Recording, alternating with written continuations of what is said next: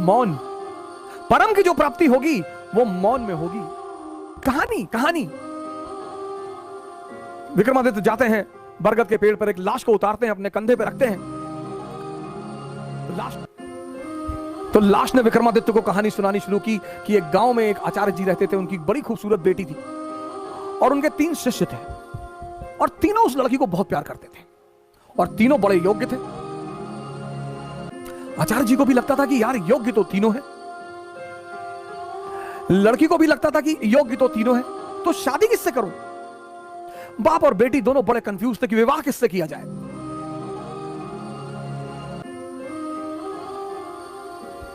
और जब लड़की यह सुनिश्चित नहीं कर पाई कि विवाह किससे किया जाए, तो एक दिन लड़की ने आत्महत्या कर लिया।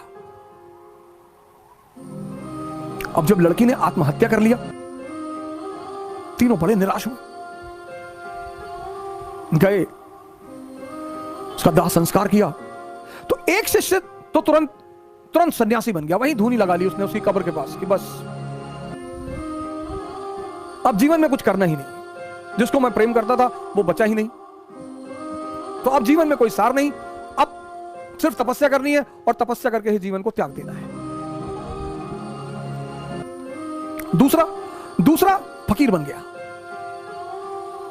घूमने लगा देश विदेश में। उसे पता था कि हिंदुस्तान में कुछ संत हैं जो फिर से जीवित करने का मंत्र जानते हैं। लगा वो उन संतों को खोजने जो फिर से जीवित करने का मंत्र जानते थे। तीसरा जो उसमें था, वो डेली जाता था, उस मृत शरीर पे मसाला लेप लगाता था, साफ करता था, फिर उसे वहीं रख देता था। अब ये सिलसिला कुछ वर्षों तक चला, 2-4 वर्षों तक चला। तो वो जो घूम रहा था चारों तरफ, फकीर बन गया था, मंत्र की तलाश कर रहा था, पुनर्जीवन देने के मंत्र का जो तलाश कर रहा था, उसे एक दिन कुछ महात्मा लोग मिल गए, वो उस मंत्र को जानते थे। उसने उनकी सेवा की, उन्होंने उसे वो मंत्र सिखा दिया। जैसे ही उसने मंत्र सीखा, वो भगा वापस गांव की तरफ और वापस आकर उसने उस युवती को फिर से जिंदा कर दिया।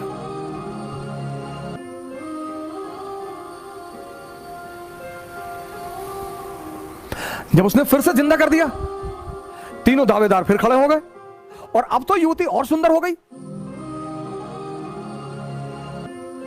तब उस वेताल ने विक्रम से पूछा कि विक्रम बता कि अब लड़की को किससे विवाह करना चाहिए?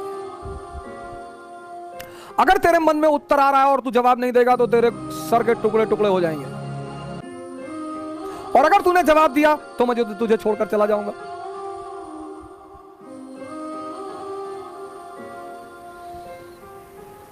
वेताल ने कहा कि अगर तेरे मन में जवाब आ रहे हैं, और ये नेचुरल प्रकृति है, हमारे सामने जब भी कोई परिस्थिति होती है, एक जवाब मन में आता कि ये कर ले यार, नेचुरल प्रकृति है, नेचुरल जवाब आना ही है।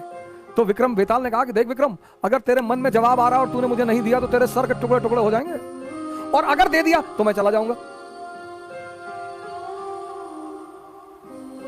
योग्य आदमी भाई, योग्य हो अयोग्य हो, मन में परिस्थिति में अगर परिस्थिति बन रही है तो जवाब आएगा। तो विक्रमादित्य ने जवाब देना शुरू किया। कहा जो मंत्र सीख कर आया और जिसने पुनः जीवन दिया वो पिता तुल्य है। जीवन देना का काम किसका है? पिता का। क्या दर्शन है सर? जीवन देने का काम किसका है? पिता का। तो जिसने मंत्र सीख कर जीवन दिया वो पिता तुल्य है, मुझसे विवाह नहीं होगा। जिसने उस शरीर की सेवा की 4 साल तक, वो पुत्र का धर्म है। सेवा करना पुत्र का धर्म है, वो भी बाहर हो गया। जिसने अपनी ही जिंदगी दांव पे लगा दी, यही प्रेम की कसौटी है, विवाह उससे होना चाहिए। यह था शिक्षा देने का तरीका। और जैसे ही विक्रमादित्य ने जवाब दिया, वेताल उड़ चला कि तूने बोल दिया विक्रम। यानी अब सुनिए, इस कहानी का दूसरा उद्देश्य क्या है? मौन। परम की जो प्राप्ति होगी वो मौन में होगी।